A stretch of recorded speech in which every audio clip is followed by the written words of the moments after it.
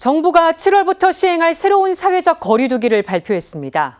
거리두기 개편으로 미사 참내 인원이 늘어나게 됐습니다. 또 백신 접종자는 인원 제한에서 제외되고 성가대 활동도 가능해집니다. 다음 달부터 달라지는 종교시설 방역 수칙 앵커 리포트로 전해드립니다. 안녕하십니까. 정부가 발표한 새로운 사회적 거리두기 키워드는 자율과 책임입니다.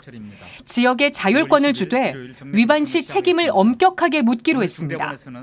이에 따라 7월 1일부터 거리두기가 5단계에서 4단계로 간소화됩니다. 수도권의 경우 신규 확진자가 250명 미만이면 1단계, 250명 이상이면 2단계, 500명 이상이면 3단계, 1000명 이상이면 4단계가 적용됩니다. 20일 0시 기준으로 서울과 경기, 인천 등 수도권 신규 확진자는 282명으로 현 수준이 유지된다면 2단계가 적용됩니다. 2단계는 좌석수의 30%까지 종교 활동이 가능합니다.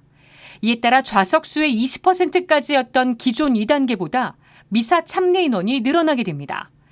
서울대교구 주교자 명동대 성당의 경우 현재 좌석수의 20%인 250명까지 입장이 가능하지만 7월부터는 375명까지 미사에 참석할 수 있습니다.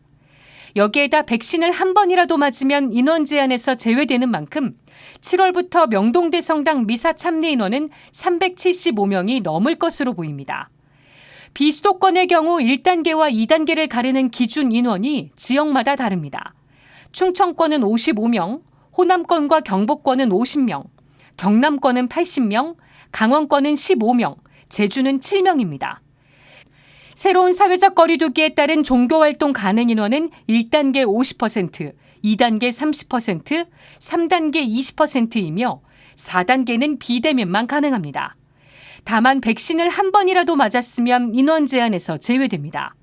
모임과 행사, 식사와 숙박은 2단계부터 금지됩니다. 실외 행사는 2단계는 100인 미만, 3단계는 50인 미만으로 가능합니다. 성가대와 찬양팀 활동은 예방접종을 마친 사람들만 가능합니다. 성가대 운영에 대해서는 단계와 상관없이 성가대 쪽에서의 활동 자체가 침방울 배출이 굉장히 위험한 활동이라서 금지되어 있으며 다만 예방접종 완료자로 성가대를 구성하는 경우는 성가대 운영이 가능해집니다. 정부는 노숙인과 노인을 위한 무료급식이나 저소득층 학생을 대상으로 한 공부방은 거리두기 관계와 상관없이 운영할 수 있도록 했습니다. 이에 따라 명동밥집과 안나의집 등은 예외가 적용돼 지속적인 운영이 가능합니다.